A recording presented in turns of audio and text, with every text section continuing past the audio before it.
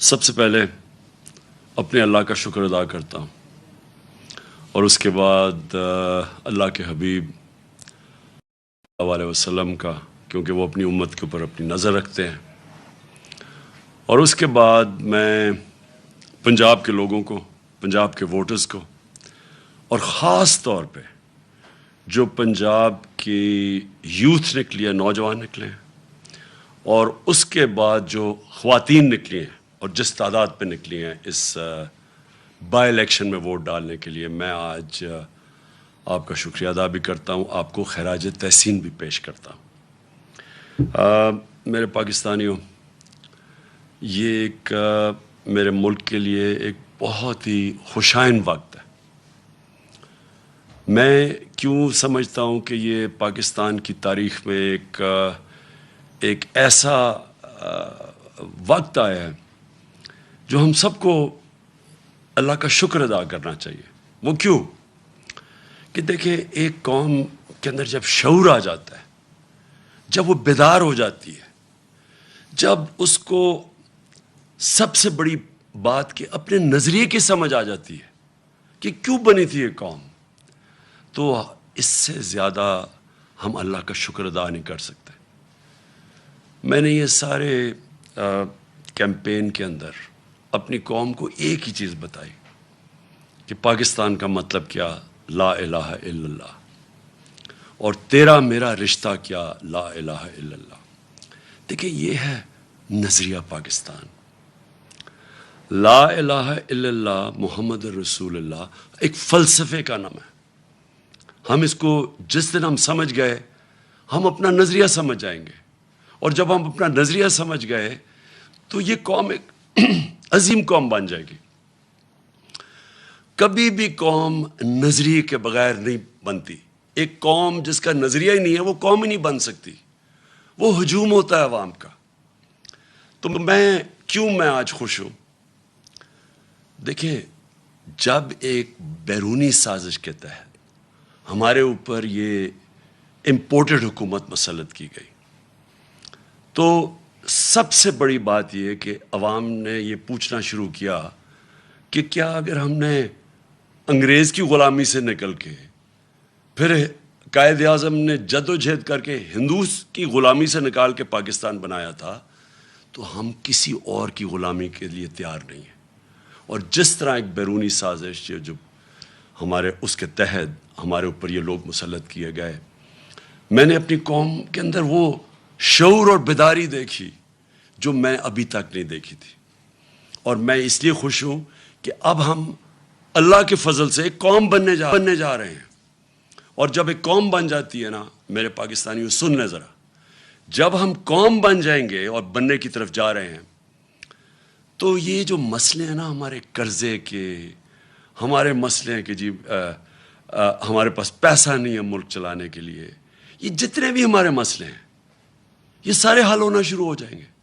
آپ یہ سوچیں کہ اس ملک کی کتنی بدقسمتی ہے کہ جو لوگ اس ملک کے ایلیٹ ہیں، اشرافیہ ہیں، کتنے لوگ ہیں جو پیسے والے، جنہوں نے باہر فلیٹ نہیں لیے ہوئے، لندن میں فلیٹ لیے ہوئے ہیں، ملک سے باہر پیسہ رکھا ہوا ہے.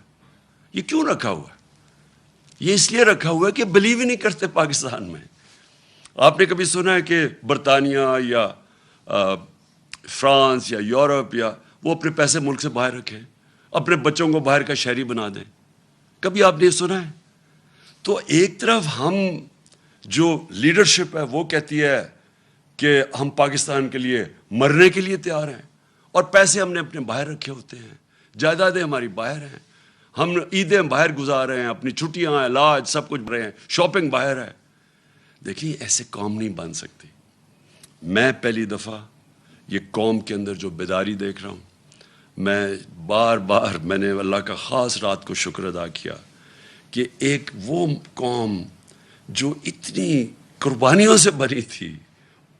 قائد اعظم کی اگر آپ ان کی تاریخ پڑھ لیں تو جس طرح کی وہ ان کی جو صحت تھی، اور جس طرح انہوں نے ایک اپنی صحت کو نظر انداز کر کے بیماری کا بھی نہیں پتہ چلوانے دیا ڈاکٹرز کو، تاکہ مخالفین کو نہ پتہ چل جائے، وہ پاکستان بننے سے روک دیں. اس طرح کی قربانیوں سے ملک بنا تھا. اور جو ہم بڑے ہو رہے تھے سارے اس پنجاب سے جو لوگ آئے تھے اور میری اپنی فیملی وہاں سے جب پارٹیشن کے اوپر آزادی پہ یہاں پاکستان آئے تھے، شاید ہی کوئی خاندان تھا جنہوں نے وہ قتل عام نہیں دیکھی. تو اس لیے جدھر آج ہم کھڑے ہیں، ہمیں ساری قوم کو فخر کرنا چاہیے کہ جس طرح لوگ نکلے اور جس طرح پھر سے خواتین نکلی، یعنی گھروں میں انقلاب آیا، اور جو ہمارا نوجوان نکلا، یہ ایک نیا پاکستان ہے. نیا پاکستان جو میں بڑی دیر سے اللہ سے دعا مانگتا تھا کہ وہ پاکستان بنے جو ہمارے جو میرے ماں باپ تھے، ان کی ساری جنریشن، وہ سارے بیچارے مایوس ہوتے گئے جب دیکھا کہ اس نظریے سے ہم پیچھے ہٹتے گئے. اب میں جو ملک کے حالات کے اوپر بات کرنا چاہتا ہوں. دیکھیں، ہماری جب حکومت تھی تو ایک سیاسی بحران پیدا کیا گیا، مصنوعی سیاسی بحران. ایک حکومت چل رہی تھی، پاکستان کی اکنامک سروے کے اندر آپ پڑھ لیں، یہ حکومت کی اکنامک سروے کے متعلق جو چھپتی ہے، کہ جو جائزہ لیتی ہے ملک کی جو معیشت اوپر جا رہی ہے، کیا کر رہی ہے، اس کے اوپر اس کی طبیعت کیسی ہے. تو پاکستان کی اکنامک سروے کے مطابق 17 سال کے بعد سب سے زیادہ ہمارے آخری 2 سال میں ملک کی اکانومی ترقی کی ہے. ہمارے گروتھ ریٹ بڑھی ہے، 5.6% تیسرے سال اور 6% جس سال ہمیں ہٹایا گیا. اس وقت ملک کی ساری جو انڈیکیٹرز تھے وہ صحیح طرف جا رہے تھے. سب سے بڑی چیز ہوتی ہے لارج سکیل مینوفیکچرنگ، آپ کی انڈسٹری. جب آپ کی انڈسٹری بڑھتی ہے تو سب سے زیادہ روزگار دیتی ہے. ہم نے ان ساری حکومتوں سے زیادہ کرونا کے باوجود سب سے زیادہ روزگار دیا تھا. تو لارج سکیل مینوفیکچرنگ جب بڑھتی ہے، آپ کا ٹیکس بڑھتا ہے. وہ جب بڑھتی ہے، روزگار کے علاوہ ملک کے اندر ویلتھ کریشن ہوتی ہے، دولت میں اضافہ ہوتا ہے. تو لارج سکیل مینوفیکچرنگ ریکارڈ طریقے سے بڑھ رہی تھی. زراعت، جس کے اوپر ہماری 60% آبادی اپنی زراعت کے اوپر ڈپینڈ کرتی ہے، زراعت کے اندر 4 فصلوں کے اندر ریکارڈ 2 سال ریکارڈ پرفارمنسز تھی. کسانوں کے پاس وہ پیسہ گیا جو اتنی سالوں کے بعد کبھی ایسا پیسہ نہیں ٹرانسفر ہوا تھا کسانوں کے پاس. جو گنے کی بیچارہ کسان جو پہلے باہر شوگر ملز کے انتظار کرتا تھا، اس کو پیسے بھی نہیں ملتے تھے، کٹوتی ہوتی تھی. اور وہ اس کے بعد کچھ جب کم، اگر 180 ریٹ ہے تو اس بیچارے کو 120 ملتا تھا. اور پھر وہ 1 سال کے بعد سب کچھ ہم نے ختم کیا، قانون بنائے اور ان کو پیسہ دلوایا. سب سے زیادہ پیسہ دلوایا، پیسہ گیا دیہاتوں کی طرف. اس کے بعد وہاں خوشحالی آئی، ریکارڈ موٹر سائیکل سیلز ہوئی، اس کا مطلب وہاں پیسہ گیا. تو زراعت بھی صحیح راستے پہ تھی، ہماری انڈسٹری بھی صحیح راستے پہ بڑھ رہی تھی. ٹیکسٹائل کے اندر سارے ریکارڈ ٹوٹ گئے. فیصل آباد کے اندر مزدور نہیں ملتے تھے ٹیکسٹائل کے لیے، انڈسٹری کے لیے. تو اس دور کے اندر جب ہماری ایکسپورٹس بھی ریکارڈ ہو گئیں، ہماری ریمیٹنسز بھی ریکارڈ ہو گئیں، یعنی سب پاکستان کی تاریخ میں سب سے زیادہ ملک میں ڈالرز آ رہے تھے. اور اس وقت جب آئی ٹی، دیکھیں فیوچر اس ملک کا ٹیکنالوجی میں، آئی ٹی میں، ہم نے جو ان کو آئی ٹی کی انڈسٹری کی مدد کی، 2 سالوں میں 75% ہماری ایکسپورٹس بڑھی اور ہم صحیح راستے پہ نکل گئے تھے. تو اس دور میں جب ایک ملک صحیح طرف چلا گیا تھا، اور آئی ایم ایف، یہ یاد رکھیں، آج کہتے ہیں جی ہم آئی ایم ایف کے مجبور ہیں، ہم 2.5 سال آئی ایم ایف کے ساتھ تھے، ہم بھی مجبور تھے آئی ایم ایف کے پروگرام میں ہوتے ہوئے. اور اب انہوں نے کہا نا جی عالمی مہنگائی ہوئی. عالمی مہنگائی تو پچھلی گرمیوں سے شروع ہو گئی تھی. ہم جب کہتے تھے عالمی مہنگائی ہے تو یہ کہتے تھے مہنگائی مارچ کریں گے. تو جب ساری چیزیں پازیٹیو جا رہی تھیں، اور اس کے باوجود کہ ہم آئی ایم ایف میں بھی تھے، اس کے باوجود جب ہم وہ پاکستان کو فلاحی ریاست کی طرف لے کے جا رہے تھے جو پاکستان کا نظریہ تھا، اسلامی فلاحی ریاست، ہم نے پہلی دفعہ ہیلتھ کارڈ، کبھی سنا ہے کہ کسی بھی مڈل انکم گروپ، غریب کو تو چھوڑے، جو اپنے سارے خاندانوں کو ایک ہیلتھ انشورنس دے رہا ہے 10 لاکھ روپے کی, کہیں بھی جا کے اپنا علاج کروا سکے. احساس پروگرام ہمارا انٹرنیشنلی اکنالج ہوا, جو غربت کم کرنے کے لیے پروگرام تھا. انٹرنیشنلی اکنالج کیسے ہوا کہ اسٹینفورڈ یونیورسٹی کی ریسرچ, انہوں نے ریسرچ کر کے فیصلہ کیا کہ پاکستان کو احساس پروگرام فلاحی ریاست کی طرف لے کے جا رہا تھا. کامیاب پاکستان تھا, سستے قرضے نچلے 20 لاکھ خاندانوں کو دے رہے تھے تاکہ ہنر اب سیکھ سکیں, تاکہ وہ دکانیں کھول سکیں, کسان پیسہ لگا سکیں. سود کے بغیر قرضے دے رہے تھے گھر بنانے کے لیے. پھر پوری ایک ہاؤسنگ کا ہمارا پورا انسینٹیوائز کر رہے تھے, بینک پیسے دیں, کم سود کے اوپر لوگ گھر بنائیں, جتنا کرائے دیتے تھے اسی کرائے کے اوپر قسطیں پے کر کے اپنا گھر بنا لیں. یہ ساری چیزیں چل رہی تھیں. اس وقت سازش کر کے ہماری حکومت گرائی گئی, اور جب ہماری حکومت جب گرانے جا رہے تھے تو میں نے اور شوکت ترین نے پوری کوشش کی آگاہ کرنے کے لیے کہ یہ جو آج حالات ہیں انٹرنیشنل, جدھر ایک عالمی مہنگائی آئی ہوئی ہے جس کو کہتے ہیں کموڈٹی سپر سائیکل, اور اس کے علاوہ جو اس ملک کے اندر, جو ہمارے ملک کے اندر جو حالات ہیں اس وقت, اگر یہ گورنمنٹ گرائی گئی تو جب سیاسی اگر بحران آیا تو معیشت نہیں سنبھالی جائے گی. ہم نے یہ آگاہ کیا, وہ لوگ جو روک سکتے تھے اس کو, کہ معیشت نہیں سنبھالی جائے گی. اور خاص طور پہ ان لوگوں سے آپ ذرا ان کا ٹریک ریکارڈ دیکھیں, یہ کب انہوں نے ہماری ملک کی معیشت ٹھیک کی ہے. اور سب سے بڑی انڈیکیشن ہوتا ہے جب آپ ایک ملک کی معیشت کو ٹھیک کرتے ہیں تو آپ کی ایکسپورٹس بڑھتی ہیں, جس سے ڈالرز ملک میں آتے ہیں, جس سے ویلتھ کریشن ہوتی ہے. ان کے پچھلے 5 سال تو ایکسپورٹس بڑھی نہیں, جو یہ نون لیگ کے 5 سال تھے. ان کے جو دوسرے دور میں جو 97 سے 99 تک تھا, تب بھی کوئی ان کی ایکسپورٹس کے اندر اضافہ نہیں تھا. دونوں دفعہ انہوں نے اتنے بڑے بیرونی خسارے چھوڑ کے گئے.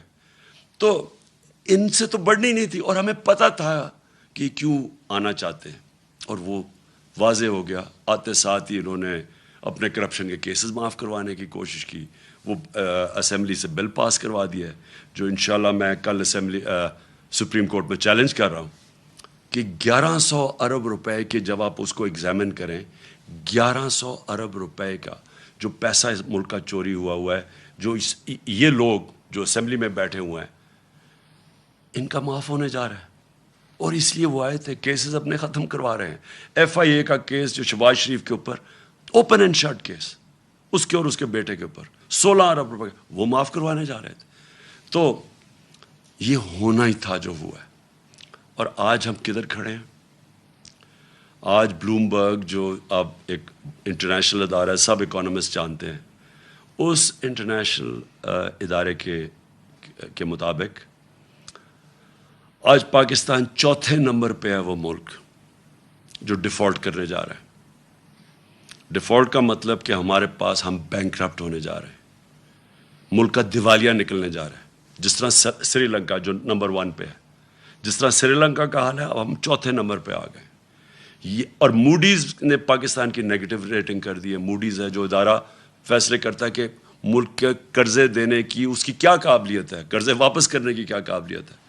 ہم جب تھے انہوں نے نیگیٹو سے اس کو پازیٹیو کیا تھا, آج وہ پھر نیگیٹو پہ چلی گئی ہے. اس کا مطلب کہ ہمیں قرضے بھی ملیں گے, تو بہت مہنگے قرضے ملیں گے. اور وہ بھی ہمارے جو بانڈز ہیں ان کی اب قیمت دیکھیں کدھر سے کدھر گئی ہے. یعنی کس قیمت کے اوپر پاکستان کو اب قرضہ ملے گا. مجھے جو سب سے زیادہ خطرہ ہے وہ وابڈا کا ہے. وابڈا خود قرضے لیتی تھی باہر یہ ڈیمز بنانے کے لیے, آج اس کی ریٹنگ نیچے گر گئی ہے. اس کا مطلب وابڈا کو باہر سے قرضے نہیں ملیں گے, اور یہ جو اتنی 50 سال کے بعد ڈیمز بنانے جا رہے تھے. تو آج یہ جو سارا معاشی بحران ہے, اس کی وجہ تھی یہ سیاسی بحران جو ان کی سازش کی وجہ سے آیا تھا. اور مجھے کوئی چیز نہیں نظر آ رہی کہ اب یہ اس کو کیسے روک سکتے ہیں. آپ یہ سوچیں کہ ریزروز ہمارے آدھے ہو گئے جب سے یہ آئے ہیں, جب سے یہ سیاسی بحران شروع کیا تھا اس سے اب آدھے ریزروز ہیں جو فارن ایکسچینج.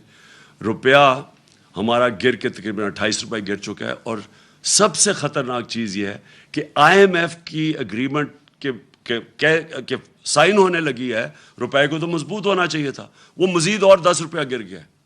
تو آگے اگر جس طرح کے حالات ہیں, آگے اگر اب ہم نے اب سبق نہ سیکھا اور یہ نہ سمجھا کہ جب تک سیاسی سٹیبلٹی، جب تک سیاسی بحران ختم نہیں ہوگا، یہ معیشت اب اور مزید نیچے جائے گی، اور مجھے خطرہ ہے کہ ادھر ہی نہ پہنچ جائے کہ سب کے ہاتھ سے ہی نکل جائے۔ اس لیے ایک ہی راستہ ہے اب آگے، اور وہ ایک راستہ ہے صاف اور شفاف الیکشنز کروانے کا۔ اور میں آج اپنی قوم کے سامنے جو چیز رکھنا چاہتا ہوں، جس طرح کا انہوں نے پنجاب میں الیکشن کروایا، ایسا اگر الیکشن کروانا ہے، اور اگر یہ اسی طرح کے آگے الیکشن کروانے ہیں، میں آپ کو یقین دلاتا ہوں کہ اس سے بحران بڑھے گا، کم نہیں ہوگا۔ ہر حربہ استعمال کیا گیا ہمیں الیکشن ہرانے کا۔ ساری جتنی پنجاب کی حکومت کے پاس جتنے بھی طریقے تھے ہمیں الیکشن ہرانے کے، انہوں نے سارے استعمال کیے۔ سپریم کورٹ کی ججمنٹ تھی کہ کسی قسم کا، جب انہوں نے ایک غیر آئینی طور پہ انہوں نے اجازت دی حمزہ شریف کو چیف منسٹر بننے کی، تو سپریم کورٹ نے ساتھ کہا کہ کسی قسم کی مداخلت نہیں ہوگی اسٹیٹ مشینری کی الیکشن پہ۔ انہوں نے ہر قسم کی مداخلت کی۔ ایک تو اسٹیٹ مشینری پوری استعمال کی، ایف آئی آرز کاٹی، پولیس کے ذریعے ڈرایا دھمکایا گیا، ہر جگہ سے ہمارے پاس کمپلینٹس آئے کہ جو پولیس نے حرکتیں کی۔ کئی جگہ تھے ایسے پولیس آفیسرز، تو وہ میں آج داد دوں گا، وہ اس کے باوجود کہ ان کے اوپر پریشر ڈالا گیا کہ مدد کریں ان کو جتانے کی، نون لیگ کو، اس کے باوجود انہوں نے ریزسٹ کیا۔ ان کو میں سلام کرتا ہوں۔ لیکن میرے ایک وہ یاد ہے مجھے، جس پولیس آفیسر نے صرف یہی نہیں کہ انہوں نے مداخلت کی، وہ بلکہ نون لیگ کے جالے بن کے انہوں نے ہمارے خلاف ایکٹیویٹی کی۔ ہمیں ایک یاد ہے۔ سپریم کورٹ کی یہ وائلیشن تھی، کنٹیمپٹ تھا سپریم کورٹ نے جو ان کو کہا تھا کہ انہوں نے کسی قسم کی، کیونکہ یہ عارضی چیف منسٹر، یہ کیئر ٹیکر ٹائپ تھا، اس کا کام ہی نہیں تھا حمزہ شریف کا کہ جس طرح استعمال کرتا پولیس کو۔ لیکن مجھے جو سب سے زیادہ جو افسوس ہے وہ یہ چیف الیکشن کمشنر کے اوپر ہے۔ چیف الیکشن کمشنر نے جو بددیانت داری کی ہے، ایک تو اہلیت بھی اس کے اندر نہیں ہے۔ 40 لاکھ لوگوں کو انہوں نے ان کو پتہ چلا کہ جی وہ کوئی کمپیوٹر مسٹیک ہوئی اور مر گئے۔ کہیں دنیا کے اندر اور اگر یہ ہوتا 40 لاکھ ووٹر مر جاتے، اس کو ریزائن کرنا پڑتا۔ لیکن اس کے علاوہ اس نے پوری طرح شرکت کی نون لیگ کو جتانے کے لیے۔ ہم 8 ہمارے پاس کیسز ہیں، 8 کیسز ہیں جو ہم الیکشن کمیشن کے پاس گئے، اور وہ جائز کیسز لے کے اس کے پاس گئے، اس نے ریجیکٹ کر دیے۔ ہم پھر عدالت میں گئے، اور 8 دفعہ عدالت نے ہمارے ساتھ کھڑے ہو کے ان کو اوور رول کیا، الیکشن کمیشن کو، جس کا مطلب کہ الیکشن کمیشن نے جان کے ہمارے خلاف ججمنٹ دی تھی۔ اس الیکشن کمشنر کے اوپر ہمیں کوئی اعتماد نہیں ہے۔ انہوں نے الیکشن کروایا سینٹ کا، سپریم کورٹ نے اجازت دی کہ آپ سینٹ کے ووٹ کو ویریفائی کریں۔ اس الیکشن کمیشن کو اور ساری پولیٹیکل پارٹیز کو پتہ ہے کہ 30 سال سے سینٹ کے سیکرٹ بیلٹ کے اوپر پیسہ چلتا ہے۔ میں نے پوری کوشش کی، ہم ہی سپریم کورٹ کے پاس گئے، اور سپریم کورٹ نے اس کو روکنے کے لیے اجازت دی کہ ہاں آپ ووٹ کو ویریفائی کر سکتے ہیں۔ اس الیکشن کمیشن نے اس کو اوور رول کیا، اور اس کے بعد جو الیکشن ہوا، جو پچھلے سینٹ الیکشن میں پیسہ چلا ہے، پاکستان کی تاریخ میں اتنا پیسہ نہیں چلا۔ یوسف رضا گیلانی کا بھائی بیٹا پکڑا گیا پیسے دیتے ہوئے، اسی الیکشن کمیشن نے اس کو انویسٹیگیٹ کیا۔ 1.25 سال ہو گیا، کوئی ایکشن نہیں لیا اس نے۔ یعنی کسی اور دنیا کے اندر ایک الیکشن کمشنر جس کا کام ہے، اس کا مینڈیٹ ہے فری اینڈ فیئر الیکشن، وہ جب دیکھتا ہے پکڑا گیا کوئی الیکشن کی چوری کرتے ہوئے، پیسے دے کے، رشوت، کوئی ایکشن نہیں لیا، جس کی وجہ سے کھلے عام تصویریں آئی ہیں کہ الیکشن کے اندر پیسہ چل رہا تھا، خریدے جا رہے تھے ووٹ، خانے وال کے اندر تصویریں آئی ہیں، پیسے دے رہے ہیں، ابھی اس الیکشن کے اندر کھلے پیسے دے رہے ہیں۔ یہ وائلیشن ہے، یہ الیکشن یہ ساری جو الیکشن کمیشن کے اندر جو قوانین ہے، آپ پیسے دے کے ووٹ نہیں خرید سکتے، رشوت نہیں آپ دے سکتے. کسی کو ڈر ہی نہیں تھا، کیونکہ اس نے کبھی روکا ہی کسی کو نہیں، کیونکہ یہ صرف روکتا تھا تحریک انصاف کو. اس کے سارے فیصلے ہمارے خلاف گئے اور یہ ان کو مدد کرتا تھا. اب سندھ کے اندر لوکل گورنمنٹ الیکشن ہوا، کبھی الیکشن کمیشن نے کوشش کیا پتہ چلوانے کے لیے کہ Sindh election local government election میں 15% کینڈیڈیٹس نے ٹکٹ ان اپوز جیت گئی پیپلز پارٹی؟ کبھی پتہ چلوایا؟ ڈسکا کا الیکشن ہوا، وہ تقریباً 400 پولنگ سٹیشن میں صرف 20 پولنگ سٹیشنز کے اوپر آر او نے کہا کہ بے ضابطے ہوئی ہیں. اس نے سارا الیکشن کھول دیا پی ٹی آئی کے ہمارے اگینسٹ، جو ہمیں ہروایا اس نے. تو جب لوکل گورنمنٹ الیکشن سندھ کا ہوا ہے، 15% لوگوں نے الیکشن پہ کھڑے ہی نہیں ہوئے. پتہ چلوایا کیوں؟ اور جب پتہ چلوائیں گے پیپلز پارٹی حکومت نے پوری پولیس کا استعمال کیا. پتہ چلوائیں کتنوں کے اوپر ایف آئی آرز کاٹی انہوں نے، اور پتہ چلوائیں کہ کیوں سندھ کا الیکشن کمیشن نے، جو ان کا سندھ کا الیکشن کمیشن، کیوں نہیں وہ بولا؟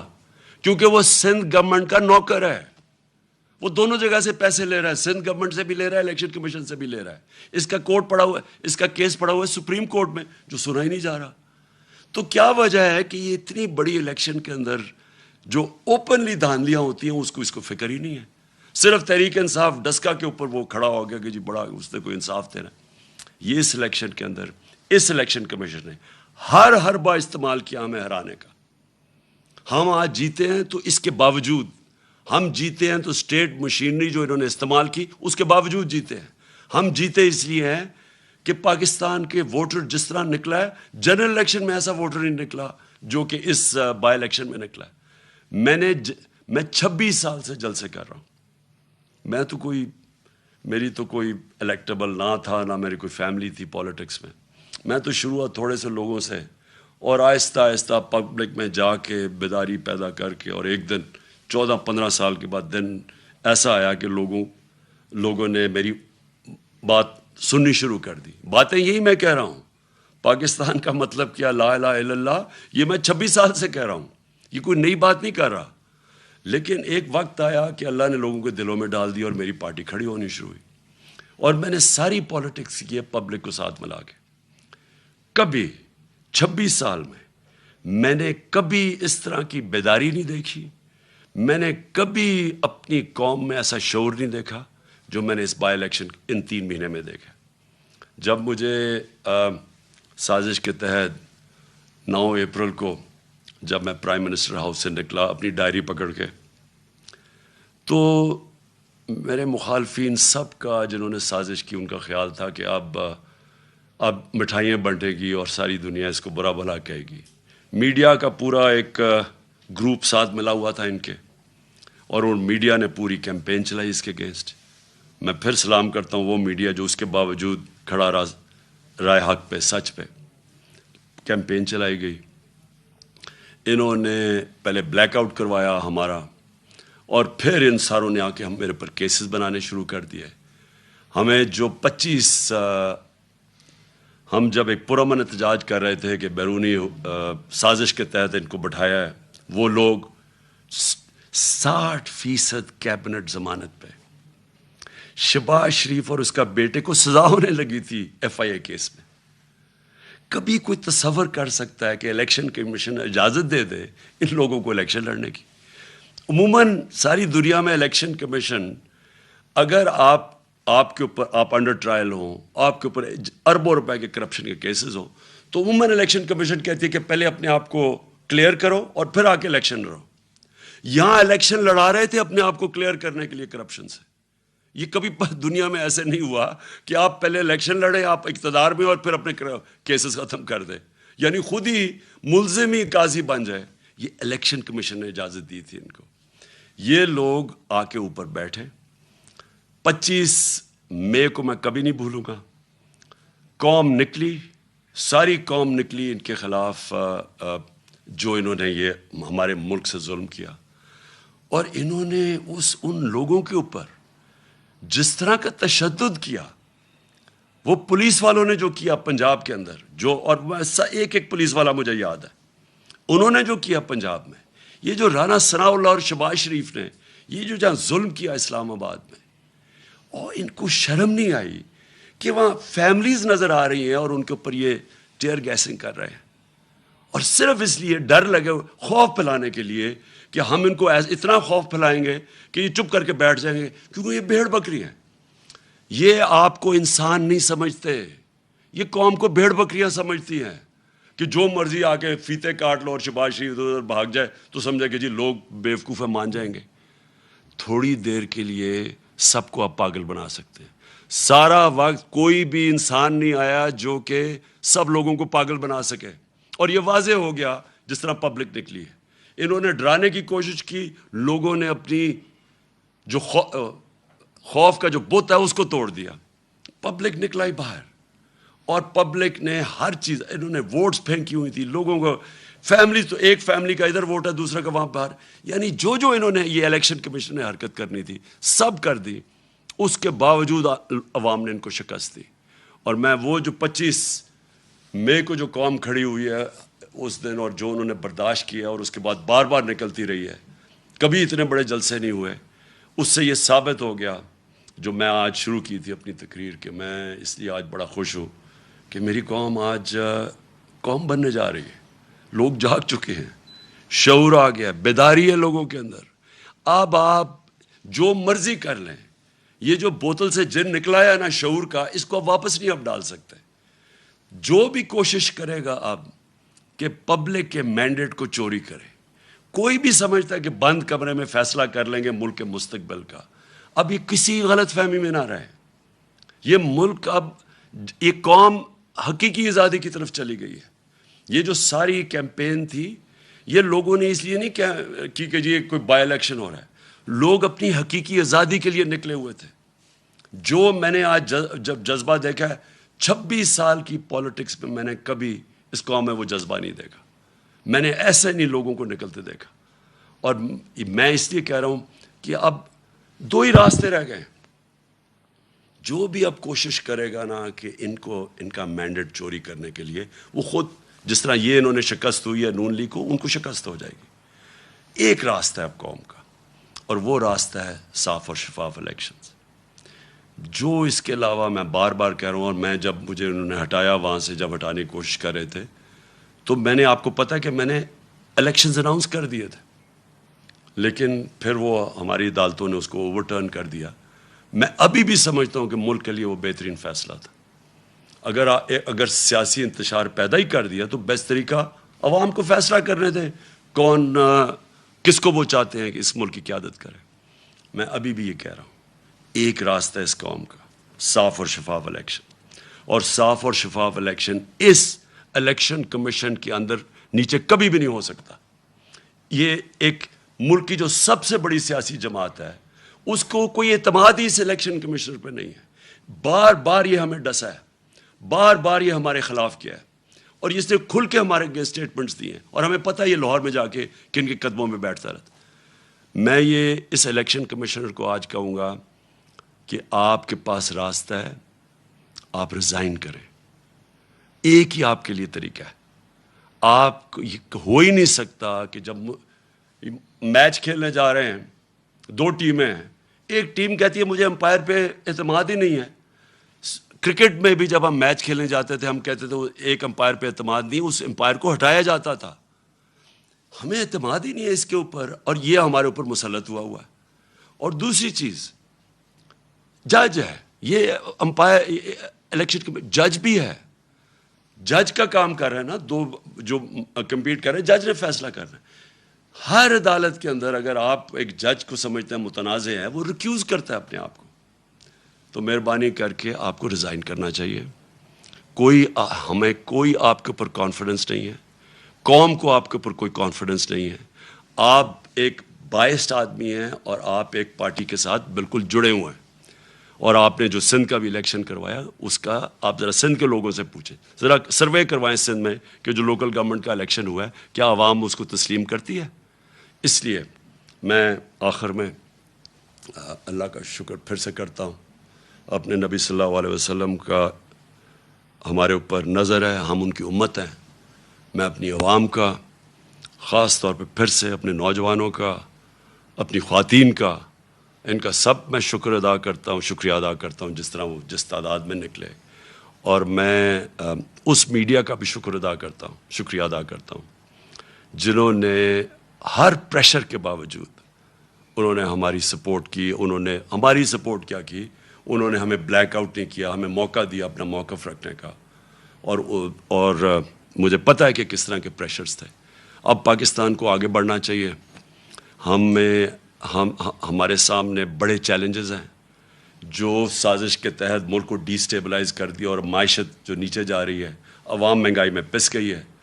आज हालात देखें कि आज जो पेट्रोल और डीज़ल है उसकी कीमत देखें कि इन्होंने 18 रुपये पेट्रोल कम किया है और 35 रुपये डीज़ल कम किया, और पहले डीज़ल को 130 रुपये बढ़ा दिया और पेट्रोल को 100 रुपया बढ़ा दिया।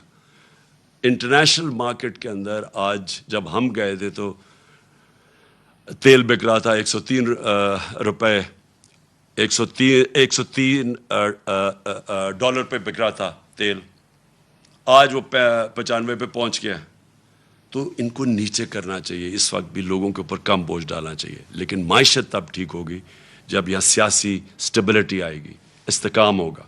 और इसलिए मैं आज सारी अपनी कौम को अपील करता हूँ कि हम सबको अब एक ही तरफ देखना चाहिए कि कैसे हम इस मुल्क में साफ़ और शफाफ इलेक्शन करवा के इस मुल्क को अब उठा सकते हैं, डेवलपमेंट की तरफ ले सकते हैं।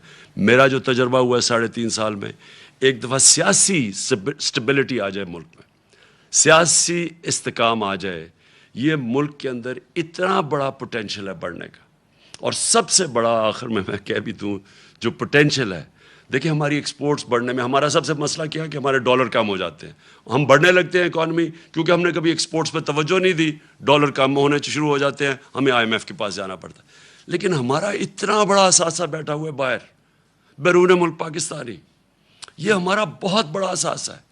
हम जैसे जैसे यहाँ सियासी इस्तेकाम आता जाएगा, स्टेबिलिटी आती जाएगी, ये लोग इन्वेस्ट करेंगे पाकिस्तान में। ये तब तक नहीं इन्वेस्ट करेंगे जब तक ये मुल्क के अंदर ये जो बुरहान रहेगा सियासी। ये है हमारा असासा। इनका पैसा लाने के लिए, डॉलर्स लाने के लिए हमें पॉलिटिकल स्टेबिलिटी चाहिए। उसके लिए हमें साफ और शफाफ इलेक्शंस चाहिए। पाकिस्तान पाइंदाबाद। ज़िमनी इलेक्शन की कामयाबी के बाद चेयरमैन तहरीक इंसाफ इमरान खान का अवाम से ये पहला खिताब, जिसमें इमरान खान ने एक मरतबा फिर घर में शफाफ इंतखाबात का मुतालबा किया है। उन्होंने कहा कि जिस तरह पंजाब में कल इलेक्शन हुए, इससे बुहरान बढ़ेगा नहीं, कम नहीं होगा, बल्कि उन्होंने कहा कि बढ़ेगा। पंजाब में उनकी हुकूमत थी, हमें हराने का हर हरबा मुस्लिम लीग नून ने इस्तेमाल किया। उन्होंने कहा कि सुप्रीम कोर्ट ने हमजा शहबाज को कहा था कि इंतखाबात में किसी किस्म की मुदाखलत नहीं करेंगे। हमजा शहबाज ने पुलिस का इस्तेमाल किया, तौहीन अदालत की। साथ ही साथ उन्होंने कहा कि चीफ इलेक्शन कमिश्नर पर सबसे ज़्यादा अफसोस है, उन्होंने बददियानती की है, उन पर एतमाद नहीं है, वो मुस्ताफ़ी हो। उन्होंने चीफ इलेक्शन कमिश्नर से मुस्ताफ़ी होने का मुतालबा किया है। साथ ही साथ उन्होंने नैब कवानीन में तरामीम को कल सुप्रीम कोर्ट में चैलेंज करने का ऐलान किया है।